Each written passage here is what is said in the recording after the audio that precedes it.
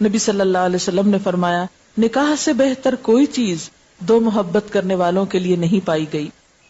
حضرت صفیہ کے بارے میں آتا ہے کہ انہیں آپ سے بہت محبت تھی. آپ بیمار ہوئے تو انتہائی حسرت کے ساتھ بولی کاش آپ کی بجائے میں بیمار ہو جاتی. لوگوں نے سنا تو حیران ہوئی یہ کیا کہہ رہی ہیں. آپ نے فرمایا یہ دکھاوا نہیں کر رہی, جھوٹ نہیں کہہ رہی, یہ سچ کہہ رہی ہیں. اس سے کیا پتہ چلتا ہے کہ زبان سے بول کر بھی محبت کا اظہار ضروری ہے, کیونکہ دل کا کس کو معلوم.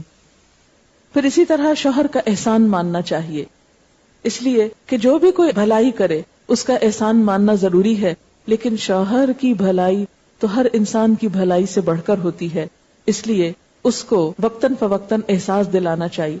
اب دیکھیں کہ جب کوئی اور انسان ہمیں کوئی چھوٹی سی چیز بھی دے تو ہم کتنے شکر گزار ہوتے ہیں. شوہر قیمتی سے قیمتی تحفہ بھی لائے تو ہم کہتے ہیں یہ کیا لائے. بعض اوقات دیکھا گیا کہ عورتیں ہر وہ چیز جو شوہر گھر میں لے کر اس میں ضرور نقص نکالتی. پھر اسی طرح اپنے انداز سے, اپنی گفتگو سے, اپنی باتوں سے بھی شوہر کو خوش رکھنے کی کوشش کرنی چاہیے. نبی صلی اللہ علیہ وسلم نے فرمایا جس عورت نے اس حال میں انتقال کیا کہ اس کا شوہر اس سے راضی اور خوش تھا تو وہ جنت میں داخل ہوگی. لیکن صرف زبان کی بتائی ہوئی باتیں کافی نہیں, پھر جب تک انسان کا عمل بھی ساتھ شریک نہ ہو. شوہر کا احسان ماننا چاہیے, اس کی شکر گزاری کرنی چاہیے. حضرت اسماء کہتی ہیں کہ ایک بار نبی صلی اللہ علیہ وسلم میرے پاس سے گزرے, میں اپنی سہیلیوں کے ساتھ تھی, آپ نے ہمیں سلام کیا اور ارشاد فرمایا تم پر جن کا احسان ہے ان کی ناشکری سے بچو. تم میں سے ایک اپنے ماں باپ کے ہاں دنوں تک بن بیاہی بیٹھی رہتی ہے, پھر خدا اس کو شوہر عطا فرماتا ہے, اولاد سے نوازتا ہے. ان تمام احسانات کے باوجود اگر کسی بات پر شوہر سے خفا ہوتی ہے تو کہہ اٹھتی ہے میں نے تو کبھی تمہاری طرف سے کوئی بھلائی دیکھی نہیں. اکثر عورتیں یہ کہتی ہوئی سنائی دیتی اس گھر میں آ کے تو قسمت بھی پھوٹ گئی, کوئی خوشی نہیں دیکھی آج تک. حالانکہ ایسا نہیں ہوتا. مشکل یہ ہے کہ جب غم آتا ہے تو سب خوشیاں بھول جاتی ہیں. تو انسان کو عدل و انصاف سے کام لینا چاہیے اور ایسی بات زبان سے نہیں نکالنی چاہیے کہ جس سے ناشکری ٹپکتی ہو.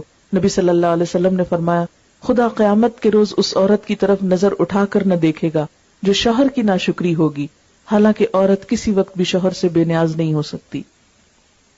شوہر کی خدمت کر کے خوشی محسوس کرنی چاہیے. نبی صلی اللہ علیہ وسلم کے ساتھ حضرت عائشہ کا معاملہ یہ تھا کہ وہ آپ کے کپڑے دھوتی, سر میں تیل لگاتی, کبھی کنگھی بھی کر دیتی, خوشبو لگا دیتی. حالانکہ یہ کام شوہر اپنے خود بھی کر سکتا ہے, لیکن باہم تعلق کو خوشگوار بنانے کے لیے چھوٹے چھوٹے دوسرے کے کام کر دینا یہ ضروری ہے. اسی طرح شوہر کے گھر بار مال اسباب کی حفاظت بھی عورت کے ذمہ. شوہر تو باہر چلے جاتے ہیں, اس لیے گھر کی نگرانی عورت کی ذمہ داریوں میں سے ہے. آپ صلی اللہ علیہ وسلم نے فرمایا قریش کی عورتیں کیا ہی خوب عورتیں ہیں, بچوں پہ نہایت مہربان, شوہر کے گھر بار کی انتہائی حفاظت کرنے والی. یہ اچھی عورت کی خوبیاں ہیں. نبی صلی اللہ علیہ وسلم نے فرمایا مومن کے لیے خوف خدا کے بعد سب سے زیادہ مفید اور باعث خیر نعمت نیک بیوی ہے.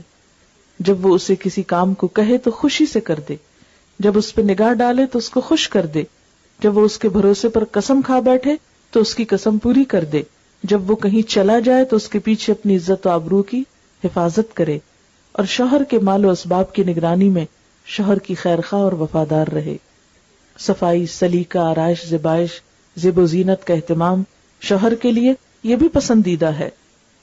ایک بار حضرت عثمان کی اہلیہ کی حضرت عائشہ سے ملاقات ہوئی تو آپ نے دیکھا کہ بہت سادہ کپڑوں میں ہیں, کوئی بناؤ سنگھار بھی نہیں. تو پوچھا کہ کیا تمہارے شوہر کہیں باہر گئے ہوئے ہیں؟ تو انہوں نے کہا کہ نہیں. تو ان کو بہت تعجب ہوا کہ ایک عورت کے لیے یہ ضروری ہے کہ وہ اپنے شوہر کا دل جیتے. ایک بار ایک صحابیہ حضور صلی اللہ علیہ وسلم کی خدمت میں حاضر ہوئی, اپنے ہاتھوں میں سونے کے کنگن پہنے ہوئے تھے. آپ نے ان کو پہننے سے منع کیا تو کہنے لگی یا رسول اللہ صلی اللہ علیہ وسلم اگر عورت شوہر کے لیے بناؤ سنگار نہ کرے گی تو اس کی نظروں سے گر جائے گی. لہذا یہ پسندیدہ ہے کہ عورت اپنے شوہر کے لیے سب زیب و زینت کرے. مگر ہمارے ہاں بالکل ویلیوز بدل گئی.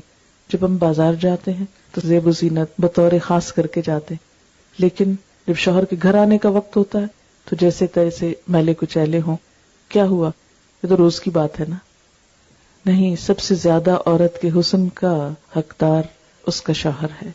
تو اللہ تعالیٰ سے دعا ہے کہ وہ ہمیں ان باتوں کی توفیق دے, ان کاموں کی توفیق دے جن سے وہ راضی ہو جائے.